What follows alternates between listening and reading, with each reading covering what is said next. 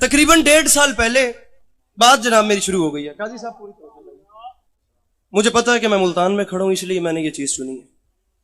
तकरीबन 1.5 साल पहले सरजमीन लखनऊ में, जिसे गहवारा अदब कहा जाता है, वहां पर उर्दू जबान का दुनिया का सबसे बड़ा मुशायरा हुआ था, जिसमें तकरीबन 200 से जायद शोरा ने हिस्सा लिया था। आप शायर हैं, तकिए बात सर उठाना। वो मुशायरा कम अज कम 3 रातें चलता रहा था। 3 रातें वो मुशायरा चलता रहा। अब मुल्तान में खड़ा हूं, ये शेर नहीं समझेंगे तो कौन समझेंगे। जजेस ने जो तरह मिसरा दिया था ना, जिस पे बाकी शोरा को शेर कहना था, अल्लाह करे कि वो मैं मिसरा समझा सकूं, बाकी मेरी नौकरी काई सब आसान हो जाएगी। 3 रातें मुशायरा चलता रहा, 200 से जायद शोरा ने हिस्सा लिया। जमीन थी वो लखनऊ की, और जो जजेस ने तरह मिसरा दिया वो मिसरा ये था, जमाने वाले अली की मिसाल क्या देंगे।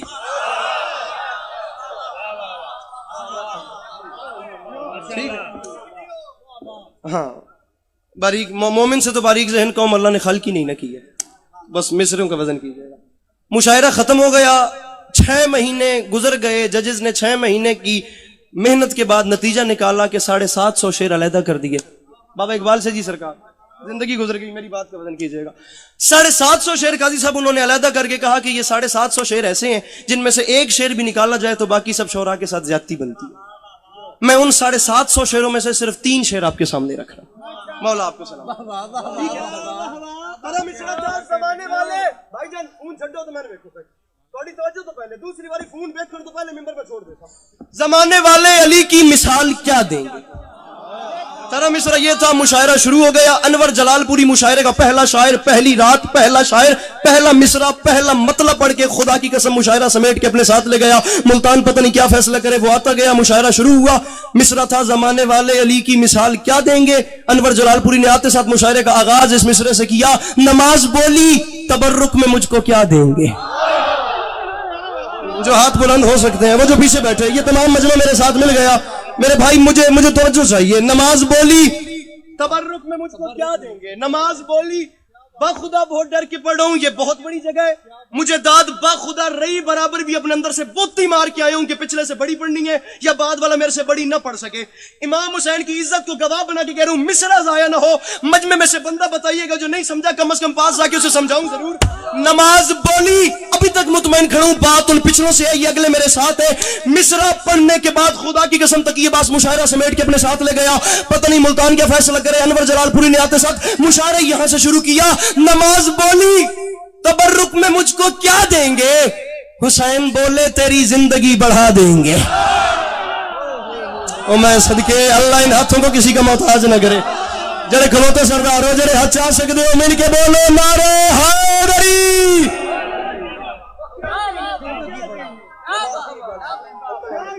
नमाज बोली तबर्रुक में मुझको क्या देंगे।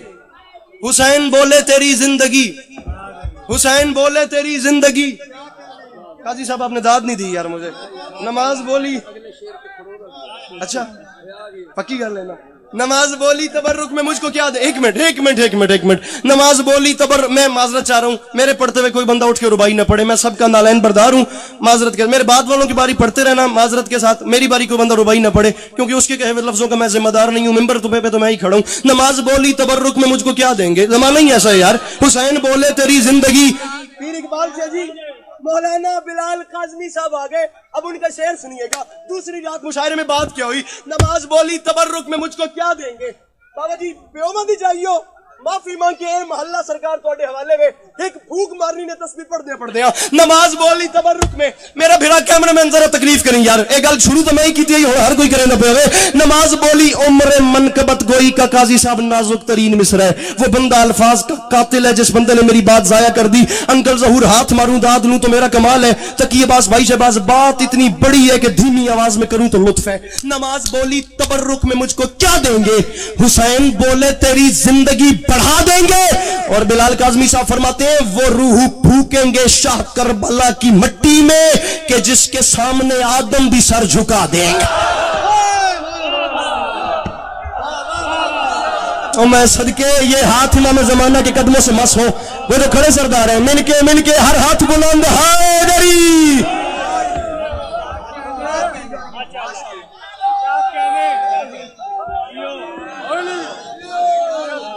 اسد صاحب اچھا نماز بولی تبرک میں مجھ کو کیا دیں گے؟ حسین بولے تیری زندگی بڑھا دیں گے، وہ روح پھونکیں گے شاہ کربلا کی مٹی میں کہ جس کے سامنے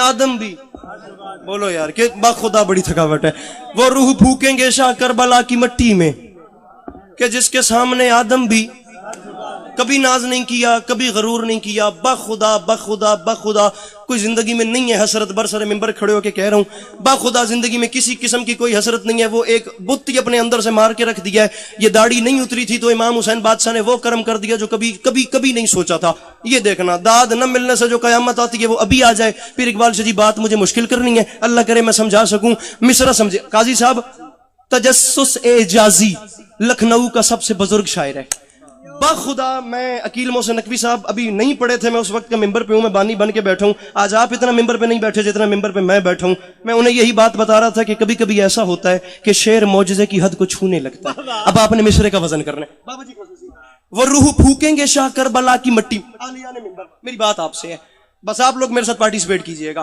کہ جس کے سامنے آدم بھی توجہ سر جھکا دیں گے، تجسس اعجازی کہتے ہیں بپا کریں گے قیامت ابھی علی اصغر،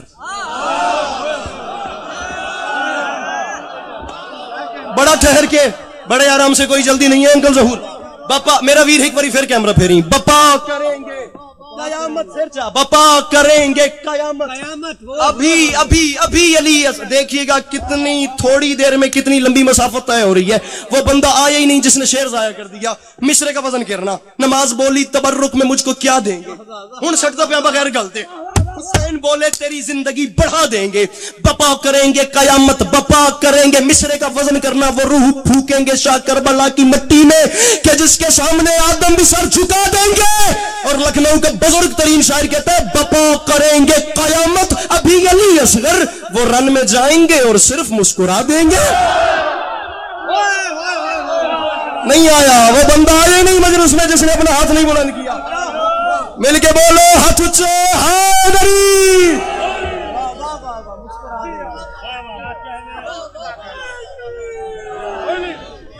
بپا کرنا نا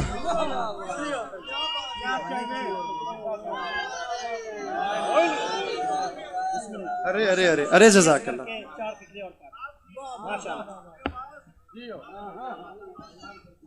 انشاءاللہ سالار وین آپ سب آئیے گا، 25 مارچ ضرور آئیے گا، ارے آ جائیں بیٹھیے گا نہیں، اب کھڑے رہیں، ہو سکتا ہے میں یہی ممبر چھوڑ دوں۔ بپا کریں گے قیامت ابھی، شاعر ہے نا خود، مصرے کا وزن کریں، بپا کریں گے قیامت ابھی علی اصغر، وہ رن لڑا بھیڑا کھپاں کے کراں، میں بات گلدستہ بنا کے پھینک رہا ہوں، ان کا اپنا مقدر میرا اپنا نصیب، بپا کریں گے قیامت۔ میں آج کل کے شعراء کو بخدا نہیں پڑھتا، میں خود لکھتا ہوں، اگر خود نہ لکھ سکوں تو مصحفی، سودا، درد، آتش، غالب، ذوق، انیس، دبیر، داغ، جوش، جگر، فراق، ساحر، منیر، فیض، فراز، محسن نقوی، جون ایلیا، یہاں پہ آ کے یہ سلسلہ تمام ہوتا ہے۔ میں یا اساتذہ کو پڑھتا ہوں یا پچھلی صدی کے کلاسیکل شعراء کو پڑھتا ہوں، بڑی باریک بینی سے مصرے کا وزن کرتا ہوں۔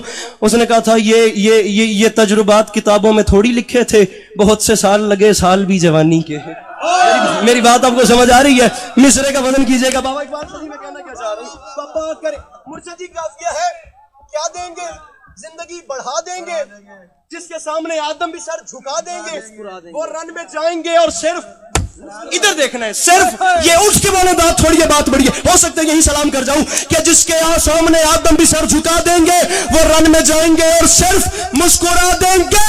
اور مصرع در بطول کے دشمن جہاں پہ رہتے ہیں، در بطول کے دشمن جہاں پہ رہتے ہیں، وہاں جب آگ لگے گی تو ہم ہوا دیں گے۔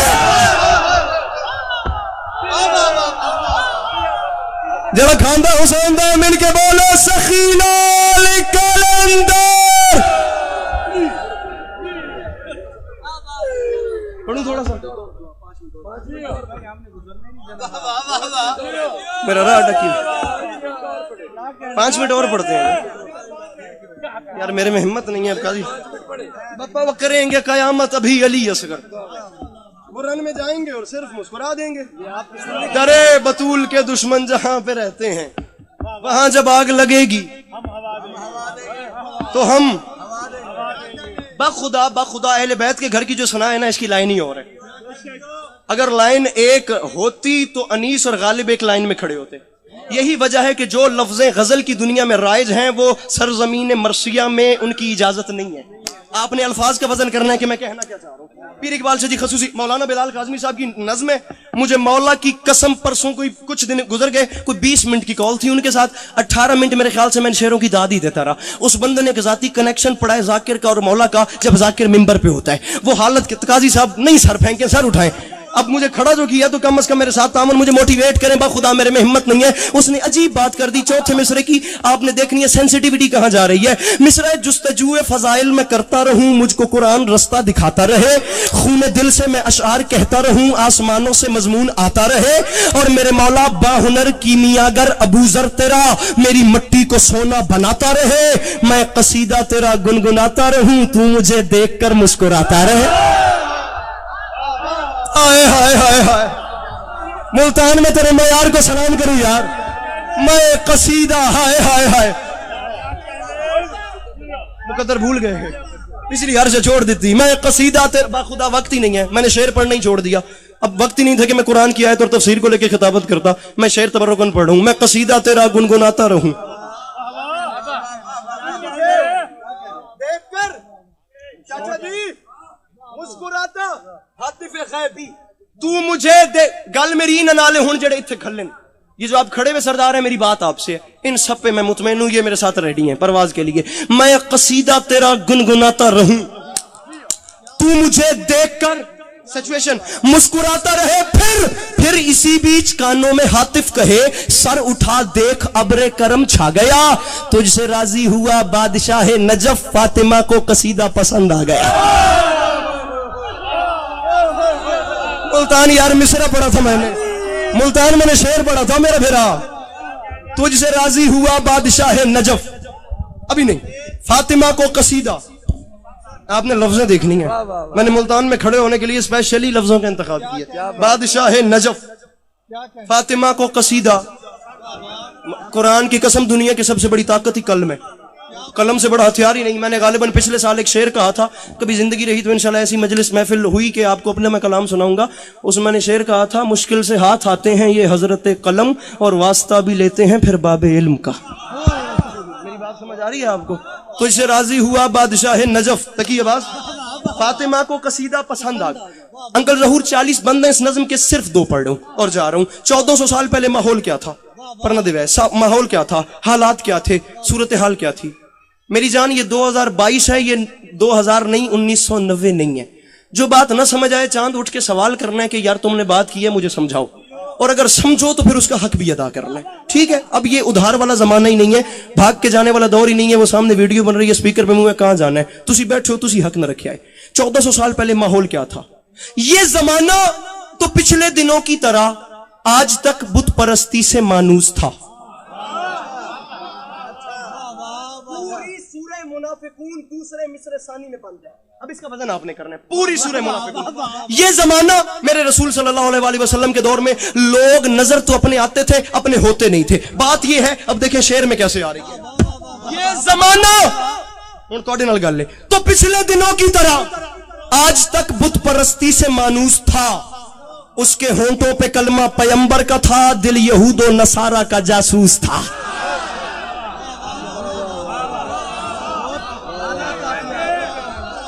کھڑوں میں بڑے آرام سے کھڑوں، باخدا بڑے آرام سے کھڑوں میں.